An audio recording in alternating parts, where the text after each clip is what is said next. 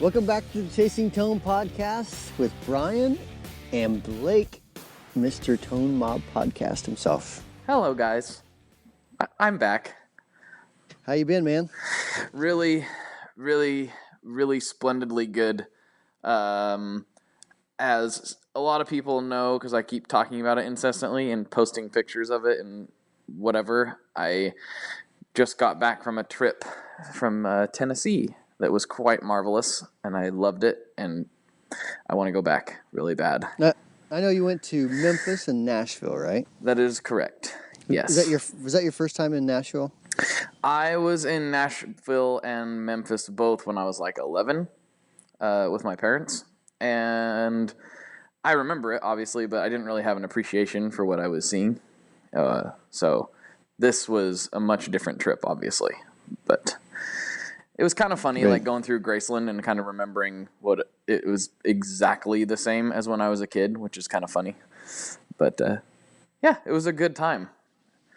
So did you go down like the Broadway, which is like where all the bars are and stuff? Oh, heck yeah. Yeah, definitely. See, some great musicians on Broadway, man. It was ridiculous. It's so crazy. Like, I'm Indiana good, or at least I was, 10 years ago before I started messing with pedals and not playing guitar near as much, right? Mm-hmm. But I was like, I always thought I was good, but I was Indiana good. And then you go down and play on Broadway and get schooled up one side and down the other, and you're like, whoa, yeah, whatever you just did, like my mind is blown. Just amazing players down there. Yeah, right. And Crazy. Like they're, just like you talk about, like everyone plays and everyone's better than you are.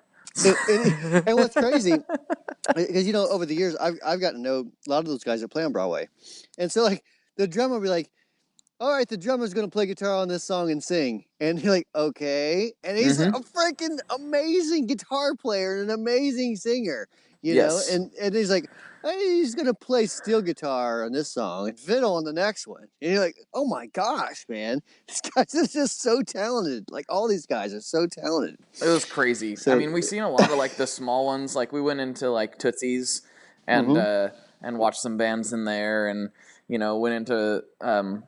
My parents went to Roberts and seen the guys there, the Don Kelly band, and it was just like. Hold on, you broke up a little bit. You saw who at Roberts? Oh, I didn't. My parents went into Roberts. We kind of took turns because I took my son, and so like me and my wife would go do something, and then the next night my parents would go see somebody. Gotcha. And they went and seen the Don Kelly band. My dad was like, they were just killing it, So yep, you just barely missed Daniel Donato. I know. Oh, I would have been all over that if he would have been there. Gosh. That guy is freaking just he makes me want to throw away all my stuff. He's just an amazing guitar player. Yeah, he's playing with Wild Feathers now, right? I believe so. Yeah. Mm-hmm. Man, that guy's great. He's a great player. Yeah. Yep. But, so speaking of Tootsies, though, I actually have a funny story. Okay. So I was talking to my dad. My dad's a guitar player also, but primarily just like acoustic. Like he is not a gearhead whatsoever, which sort of ties into our topic today. But and I was talking to him about this podcast and how I've been doing it, pretty regularly and really enjoying it. And he's like, "Well, that's great. So you're doing 2 shows. That's really cool." And he's like, "I don't know anything about pedals though. So who's this Wampler guy?" And I'm like, "Oh yeah, he's been around for a long time. He makes a lot of cool stuff." And he's like, at this point we hadn't been to any shows. And he was like, "Have you seen any of his stuff around here?" And I was like, "I haven't seen anything yet, but we haven't been to a show yet. And I'm pretty sure, we'll probably see something. If I do, I'll point it out." So we walk into Tootsie's, and, they got that little tiny stage on the right.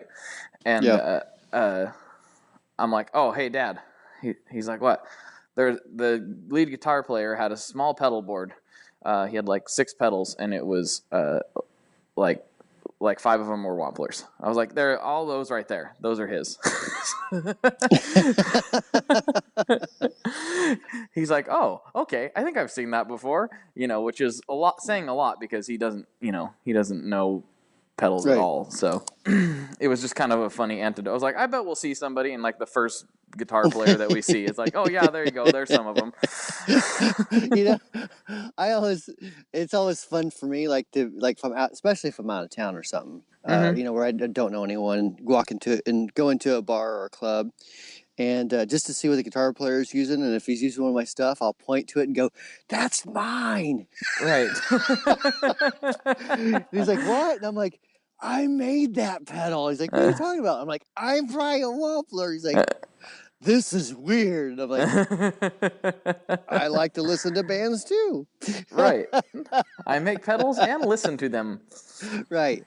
Yeah. So So yeah, it was kind of a funny like side thing. It was like, oh yeah.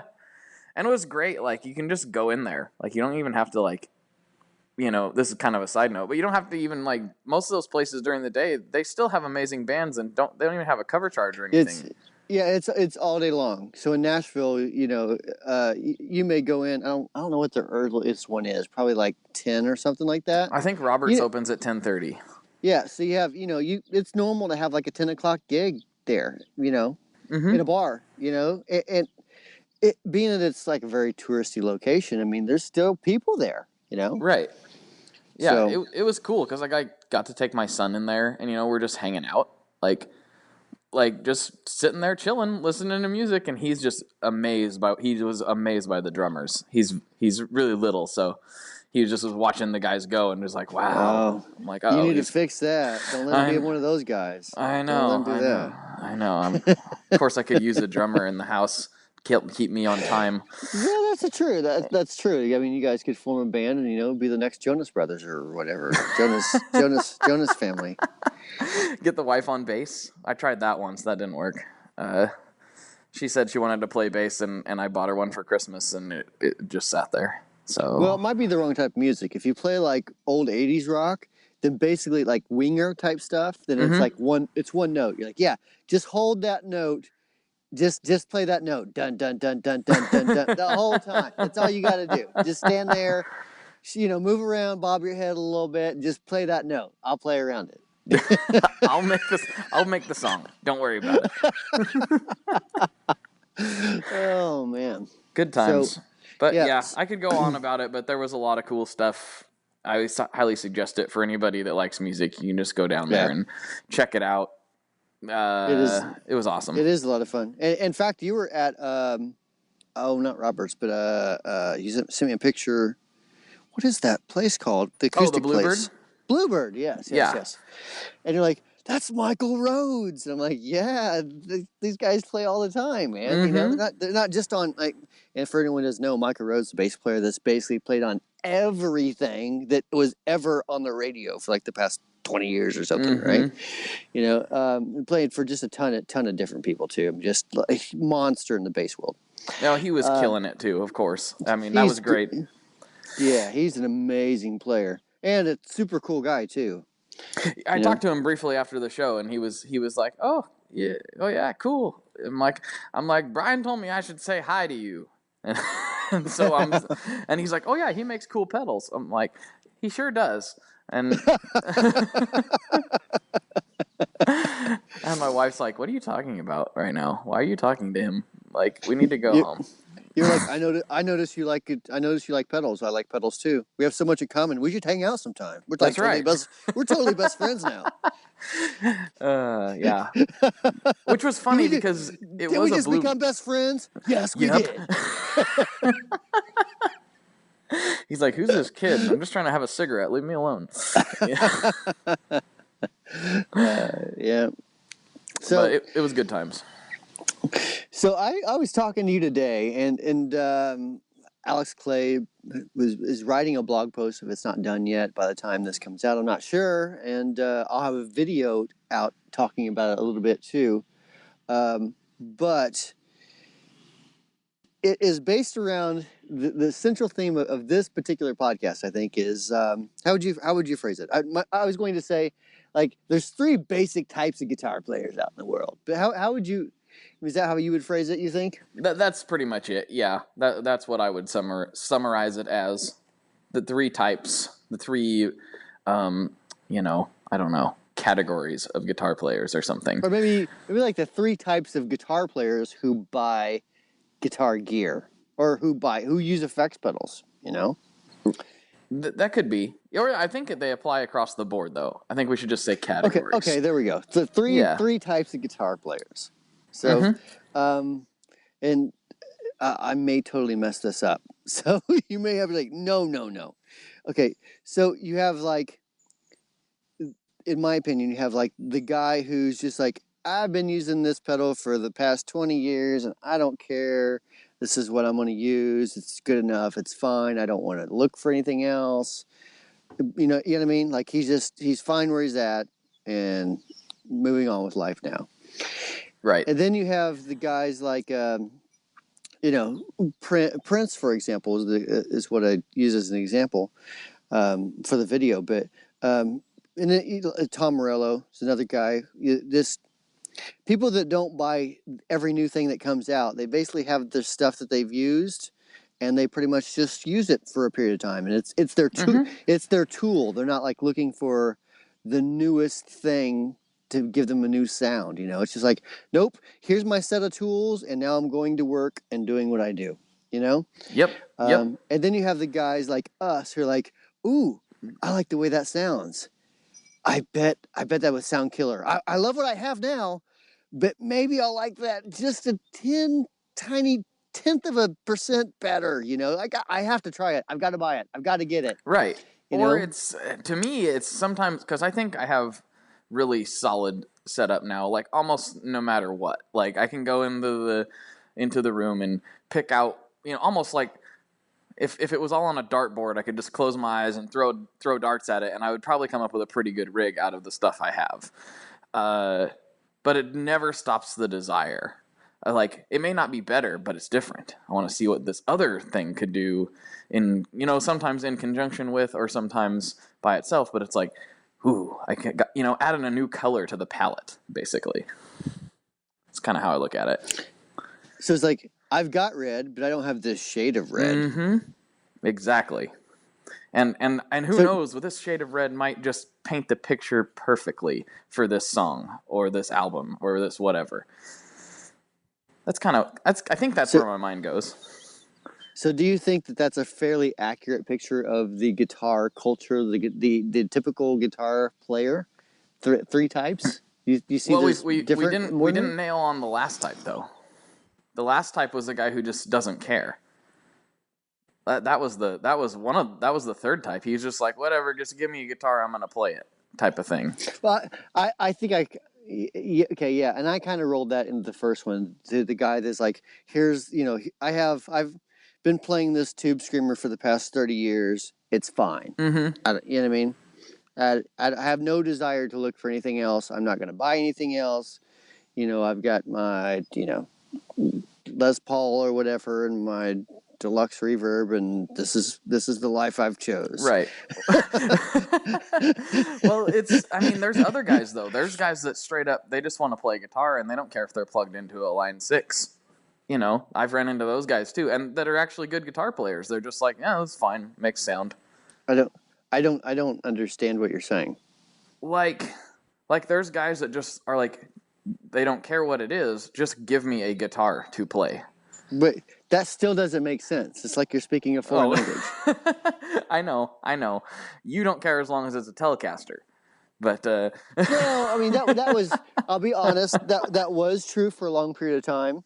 But like if you're watching our YouTube channel, I know you don't, but I mean if others are watching our YouTube channel, they'll notice that like, what in the world? Brian's using a Les Paul? Yeah. Yeah, I think we touched on that in like the first episode where I came on, because it was like I had to grill you about that, because I was like, hey, what's the deal? That's not a Smellicaster. What's going on here? Yeah, I don't know, man.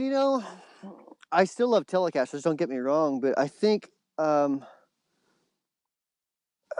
do I put this without like messing with people in a way?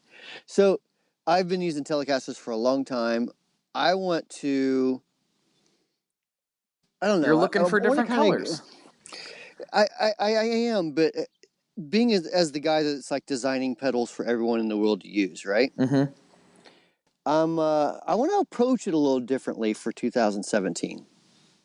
Oh, You know what I mean? you want to, I don't know, but you always try to make it sound good with everything, so that's not really an accurate thing. I do, but it's like I'm struggling to come up with a good analogy.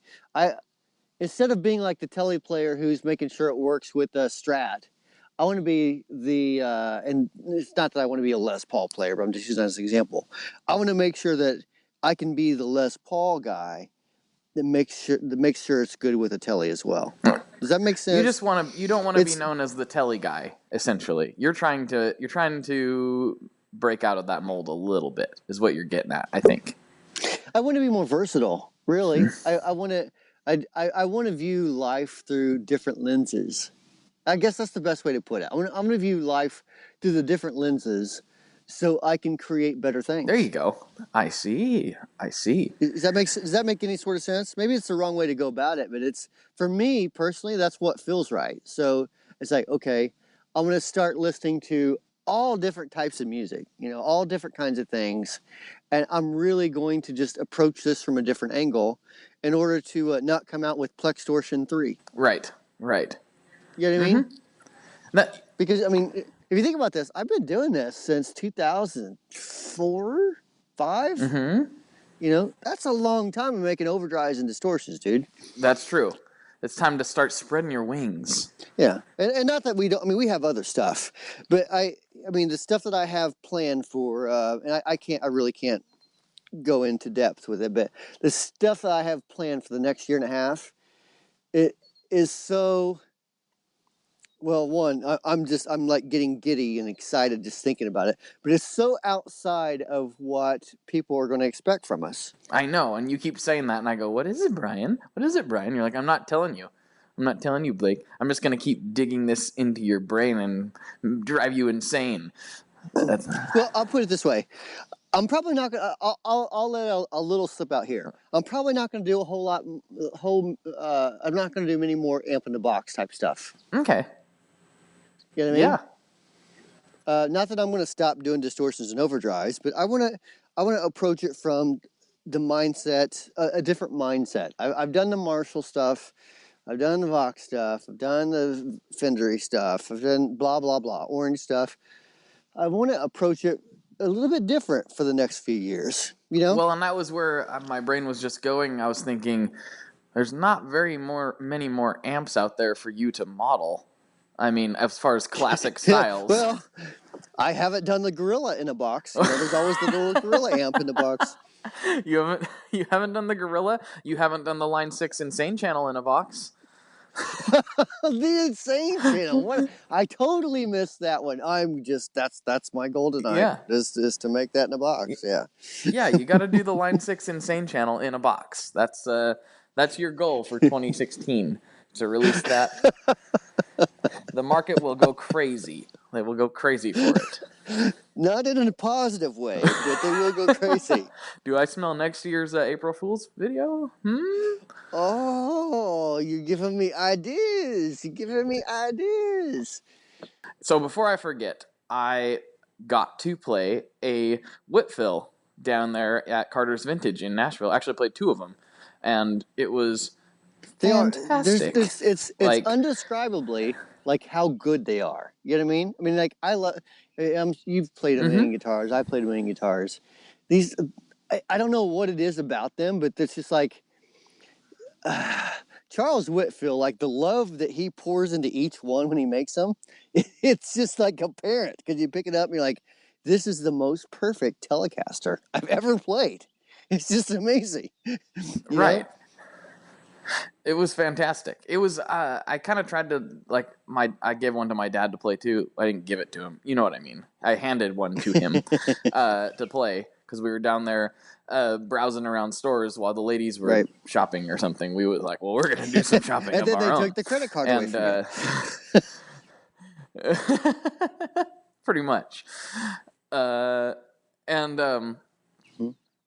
Anyway, I was trying to describe it to him. I was like, this thing feels like it's not the same, but as far as quality and just good vibes that come from it, if that makes any sense. It feels like my Junior, my Les Paul Junior that I have. It was just kind of that same thing. Like, it didn't feel like a Les Paul Junior because it's a Telecaster, but I got the same vibes off of it, you know? So, you know, that's a 55. It's like so this tree this guitar came from. It's seen some life, man. It's seen some stuff, you know?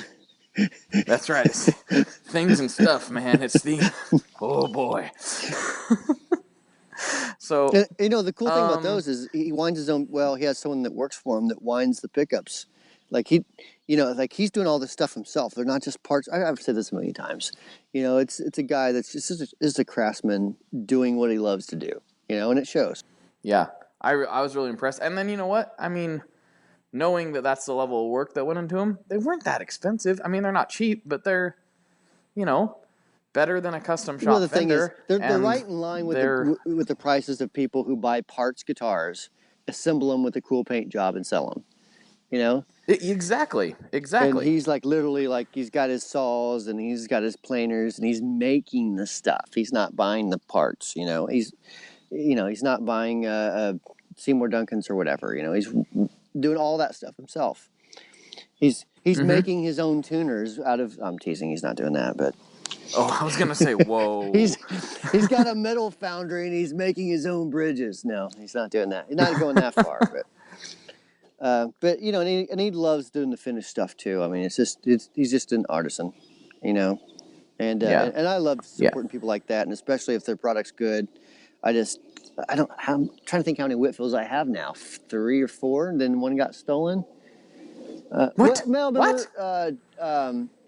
I had one coming that was going to be like kind of Les Paul-y for me, you know, and then Charles had a trailer broke into. You know, he's doing a show or something, and someone broke into the trailer at the hotel, I think, and stole a bunch of his stuff. Oh, great! Yeah, so I lost my guitar, dude.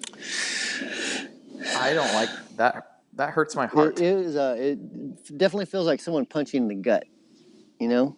But you know, it wasn't meant to be. Maybe the next one he does for me is going to be even better, and maybe that's life's purpose for that, you know. It could be, and I hope that guy no, we won't go there. I hope some bad stuff happened. That's all. We'll leave it. I hope he's forced to play bad Luke Bryan songs at some club somewhere. I wouldn't wish that on my worst enemy, Brian. How dare you? Yeah, no, I'm just teasing. I'm sure I just lost half my customer base too. It's like, dude, I play for Luke Bryan. That's not cool. I wish that man spends all eternity playing "Shake It For Me, Girl" on repeat. Or the International Harvester guy. Who's that? Craig Morgan. Yeah. Oh, I don't know. Yeah. That's a terrible one too. Oh, jeez. Yeah. I'm a dangerous person for you to have on your show because you have such a country base, and I'm hearing this country is terrible. What is going on here? I don't think we have as much of a country base as we used to. I mean, we definitely do have a lot of players in the national market, but we're expanding a lot. I mean, for example, like I was telling you today, I finally got a conversation with. I'm getting gear to one of my childhood guitar heroes. And I had 3 major goals whenever I started in pedals. One was to get stuff with Brent Mason, have him use my stuff. There you go. The second one was Brad Paisley and have him use my stuff. Mm-hmm. And this is not chronological order. This is just these 3 people I wanted to work with. You know, that was my goals. Mm-hmm. And the third person that my big goal was George Lynch. Mm-hmm. You know, Dokken, Lynch Mob, KXN. I mean, and it's just because that's the stuff I grew up on. Right. You know, and so I talked to him on the phone. I think I talked to him for like 30 or 40 minutes, and just probably one of the coolest people. I'm just astonished when like you talk to or meet your guitar hero, and they're really cool. Mm-hmm. You know what I mean? And it feels like such a milestone for me. I'm like, yes. In fact, I sent a text to all the team today and like, guys, I've accomplished my third goal. We're going out of business. I quit. Boys, I've reached the top. So, It was nice knowing you. You're all unemployed. but what are you going to do for a living? I don't care. I've talked to George Lynch now. It's done. I'm gonna be part of George Lynch's entourage. So no, I mean it was, but and talking to him, like, how in the world did you find my stuff? And it's because we're becoming more part of the LA scene, and so it's spreading directions a little bit, which is cool. Very cool. So very cool, and I think that that's good to, if you're spreading directions with your I guess genres or scenes. It's a good thing, like what you were talking about before, to start coming out with new products, maybe things to fit into those particular scenes and genres a little better. So yeah, and I mean, we've been doing guitar pedals forever. There's a lot of other things I've been working on. I mean, if anyone's been following my Snapchat, they've probably seen my guitar amplifier stuff I've put on there here and there, and or on the YouTube. I've done some sound stuff with amplifiers, but that's because I've been digging into a lot of amplifier stuff lately, and even other things too, which I won't go into, but I'm pretty excited. Well, the amplifiers, it's not your total first rodeo with amplifiers. You had that Coyote, I believe. Wasn't that what it was called? Also called, make sure that there's not an amp called the Coyote before you come out with an amp called the Coyote. Yeah. I see. That's always an unfortunate situation. I mean, the good thing about that is we only built a handful of them, and it was just kind of for fun, just let's build a few of these because people were asking for amps. Let's build a few of these and just for fun, have fun with it, and once they're done, they're done. But now, like, I'm really contemplating hitting that hard too, and seeing what happens. Been thinking about it. Well, yeah, we've talked about it before. Like, I mean, and people been saying it for a long time. Like, I wonder if you did a Wampler amp, I'd be interested. Of course, people say things and they don't follow up, but I think enough people have said it that there's a good chance you'd have a smash hit on your hands, son. We'll see. I mean, at the end of the day, like, all I really want to do is provide people the tools that they use to affect the world. And I know that sounds really cheesy, but that's really how I look at it. It's like, I don't know, like, we provide the paints for, like, Picasso, And without those paints, there would be no Picasso. He'd be, like, using crayons or something. Right. Because those were totally around back then. Oh, yeah. Picasso, he busted out the Crayolas, and he got nuts, man. He got nuts. He drew those sideways faces and whatever else he did, Yeah, you've kind of talked about that before, and I kind of, I do understand and relate to it where, some people go, well, that's not important. I'm like, well, it kind of is, because, I mean, think of how many songs have changed your perception on something or how you felt at the time. And sometimes those songs wouldn't have existed if the particular tool hadn't been on hand to inspire that particular magician. It's all about putting all the puzzle pieces in the right place at the right time. So to say that gear isn't really important, well, it inspires people to do important things sometimes. So it therefore kind of is important. I think so. I mean, I think there's a lot to be said for the guy buying a new piece of gear and then he writes a riff that he wouldn't have wrote with what he was using before. Not that what he bought is necessarily better or anything. It's just different, and so he played something a little different. You know what I mean? And it changes the creative path sometimes whenever you play something that's new and feels different and sounds different, Oh, totally. And it kind of goes back to what we were saying before, where you're mixing up guitars, because I still haven't pulled the trigger or done anything, but I've wanted a Jazzmaster for a really long time, and I finally kind of come around to the fact that I just want a vintage one. I've talked about it before on my show. I think I've talked about it here, but for a while I was looking at going the custom built route. and having somebody build me one exactly the way I want. And I started getting, like that paralysis by analysis situation. And I thought, well, what's my favorite feeling neck that I own? Well, it's my Les Paul Jr. Okay, well, have them make a similar neck to the Les Paul Jr., and then I'll make it a Gibson scale, but it'll look like a Jazzmaster. And then I was talking to my buddy about it. He's like, no, you're doing this all wrong. Why would you if you want a Jazzmaster, get a Jazzmaster. Don't make a Les Paul Jr. that looks like a Jazzmaster, because you'll play it the same way as a Junior, and you won't have that extra tool to play differently. And I was like, which is what I was doing with Stratocasters for a long time. We talked about that last year on the podcast. That with Travis. Travis was a big fan of and still is a big fan of Stratocasters, and I was always trying to get them to sound like Telecasters. And once I don't sound stupid. Like, probably sounds so stupid, but really, once I kind of realized that and thought, I need to play this like it's a Strat. Then I actually started liking Strats. And the same thing with like a Les Paul. I mean, I've always liked the sound of Les Pauls, but for me, it just didn't work well with the stuff I was playing. And so now, I'm trying to play a variety of different things, all kinds of different things, So yeah, for sure. And now I feel better about like telling my wife, hey, no, this really is different this time. Well, why do you need that? Why do you need that one? Well, it's completely different than anything that I own. Why do you need more than one pair of shoes? Yeah, exactly. I mean, you got two right there. Yeah, but those are, my flip-flops or whatever. Doesn't matter. They're still shoes. You only need one pair. They're still shoes.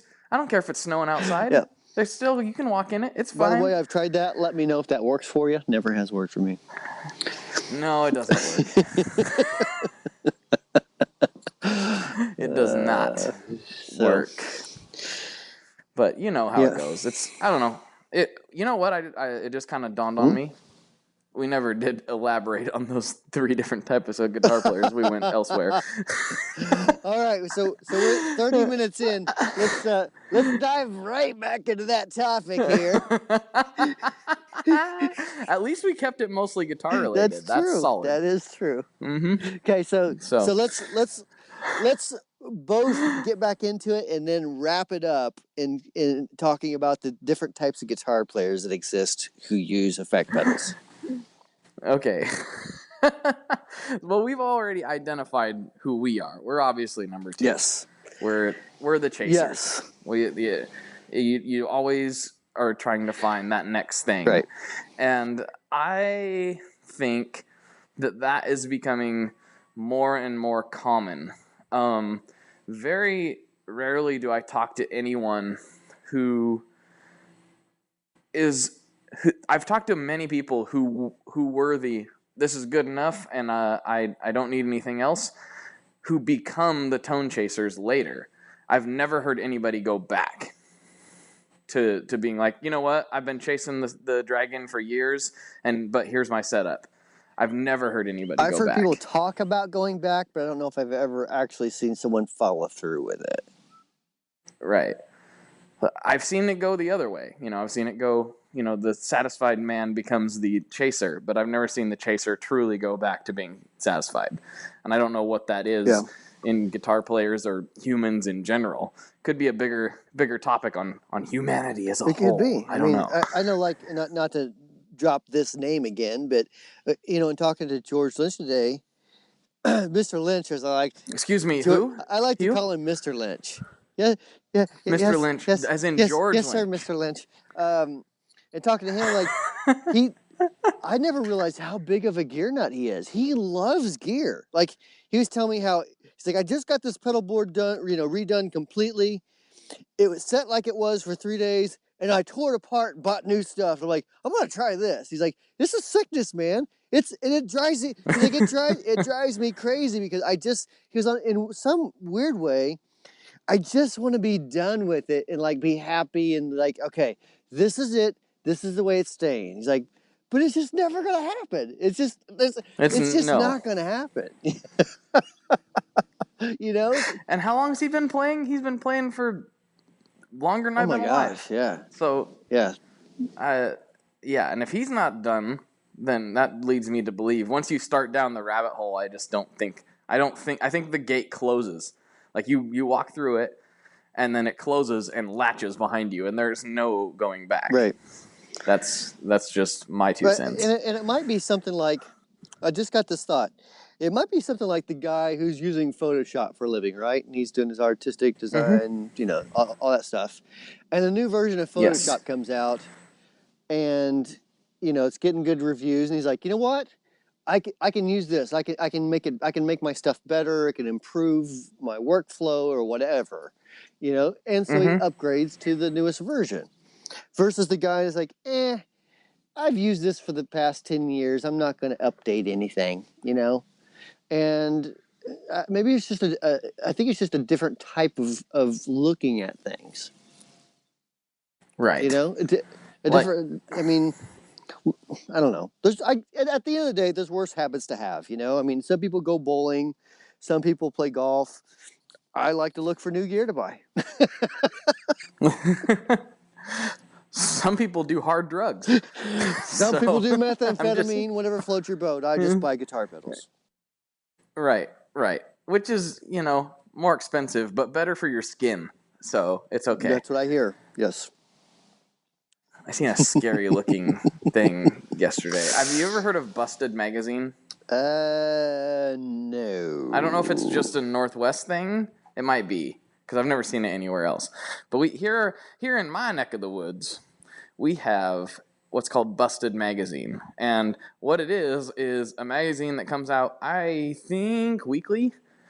And the whole magazine is just mugshots, like for who got busted this week. Yeah, I've definitely never seen that. But to be really fair, my time is limited, so if I did stumble across that, I would click off because I'm like, not important and doesn't relate to gear. Oh no, it's I don't know if it's online, but it's at like supermarkets. Like you see it while you're waiting in line type of thing. Oh, I thought you meant like an online magazine. Yeah.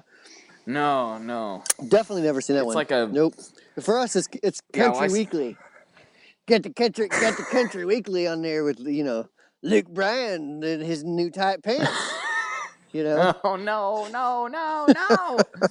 No, seriously, that's what people are into. It's like, what's the newest country stars and what the clothes they're wearing, and all the gossip around it and all that crap. That's what's in our supermarkets here in Martinsville, Indiana, which is a nice little small Mayberry-like community. Mayberry-like? Well, very, that's not very bad. much like Mayberry. Yeah, very much. Probably not a lot of pedal competition in that town. There is none. In fact, most of the people that live in this town that know we exist are like, you do what now? Oh, so you mean you take a guitar and you plug it in and you put it into something that doesn't even make any sense, And you're like, you'd have to understand. And they're like, well, what kind of, seriously, these are questions. So what do you mean it makes a different sound? And the easiest way to say is like, well, like it makes echoes and stuff, because they understand echoes. But if you're like, well, right. One sound goes when you play it, and the other sound goes I mean, they'll like look at you like you're crazy. So you have to well, it's like you plug it into a pedal and it makes echoes, And so those echoes, we do that kind of stuff. So right. You have to really simplify it as much as you can. I do understand that because I've had to explain pedals to people who've never heard of a pedal before. They're like, what is it? I don't even know how to work all that stuff. Well, you just, if you plug it in, it makes a different sound. What do you mean it makes a different sound? Well, here we go. Right. It affects the signal. No, this is getting too advanced. I'll try the echo route next time. Because here's what I like to do. Well, let's say you have a high impedance guitar signal, right? So what you need to do... that doesn't work. Don't do that. Do you explain the different clipping options to them and how it affects the tone? So your guitar signal is basically an AC voltage, right? But you're going to go through a device that uses DC voltage to convert it to something else, right? So right. But what do you mean it changes the sound? It's a guitar. It sounds like a guitar. And when I was listening to that new Florida Georgia Line song, it sounded like a guitar. So what are you talking? That's the thing. I don't know. Here in Mayberry, Indiana, I mean, and it's not all across the board. I mean, there are some kids. I have a bunch of kids. Obviously, I have 5 kids, but and in school, there's a few of them. They're like, "Wow, your dad like is the Wampler Pedals guy," But it's few and far between. For the most part, they're like, he does something with guitars, and I don't even have an idea. You know what I mean? Like, their dad does something with guitar pedals. All I know is he works with Brad Paisley. Right. That's usually how that conversation goes. So that's not a bad, my dad does work with Brad Paisley. That sounds pretty good. It does if you're a teenager, If you're a grown up, you're like, and so was like Brad like give him like lumps of cash or something or what? What? I mean, well, that's what happens, right? Yeah, totally. Yeah, I'm just like, hey, Brad, like I'm low on a couple million this month. Maybe throw a few my way. No, it doesn't happen that way. Nope. He doesn't like show up at your house with a wheelbarrow full of Benjamins that he just done loads. I got too many this month. You can have this. No. Nope. Doesn't work that way. Oh, shoot. Well, this whole time of doing this podcast, the whole goal was I was going to try to figure out how to intercept one of those cash shipments. But I guess now that dream's out the window. I've totally just ruined your evening. Like, crap, my whole goal is ruined. I know. I was telling my wife, I'm like, listen, I'm getting real close. I can smell it. I think Brad's about to make another drop off, and I'm going to sneak in there, and I'm going to grab a couple handfuls before he knows it's there. Because there's so much of it floating around that he won't even notice it's gone. I'm sure it's just in the mailbox. It's probably just stuffed in the mailbox. Yeah. Right. Yeah. Okay, so realistically, I have about 6 minutes left of battery on this mug. So. Oh. So let's do you have anything else to add to the different guitar players? The different guitar players, which we never really did complete that thought, but that's okay. I think people understand what we meant by just bringing that up. And, they probably know which category they fall into, and most likely, if you're listening to the Chasing Tone podcast. If they're listening to this podcast, they're like you and me, Yeah. Because if they're not, they're like listening to whatever else, anything but this. Right. And I would like to pose this challenge to everyone who's listening, real quick, since we're talking about it. If you know somebody who is in category A, the I'm satisfied category, please do your best to drag them down with you. Hold on. Say it one more time. If you're, you broke up. If you're in the you're in category A, do what? If you're in category A, or excuse me, if you're in category B, the Tone Chaser, and you have friends in category A, the I'm satisfied camp, what Brian and I would like you to do is to take them by the hand and lead them down the rabbit hole with you. And because the more Tone Chasers there are, the happier we are. You want them to swallow the blue pill, right? Exactly. And we will show them just how deep the rabbit hole goes. Exactly. And on that, that's a perfect place to end for the week. So everybody out there, I hope you enjoyed the episode. If you have any questions, email podcast@wamplerpedals.com. Hit up Blake on Instagram and Facebook and all that stuff. Just look for the ToneMob. And or you can hit us on Wampler Pedals Tone Group on Facebook or Wampler Pedals on Instagram. Brian Wampler on Snapchat if you're a snapper. And we'll see you all next week. Talk to you later, man. Later, hosen.